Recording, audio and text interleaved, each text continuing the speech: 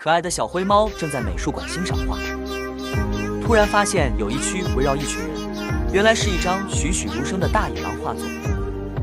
小灰好奇地走过去，仔细观看时，他突然发现画居然动起来了。大野狼撕开画作，从画里蹦了出来。大野狼开始追赶周围的人，小灰吓得奔跑了起来。在追逐的过程中，发现美术馆里面的画都像有了生命。小灰灵机一动，跑向了武器画展区，看到了银色子弹与枪的画作。小灰捡取了子弹与枪，准备跟大野狼抗争，解救美术馆的大家。小灰到底会不会成功呢？请大家帮勇敢的小灰按赞加油吧！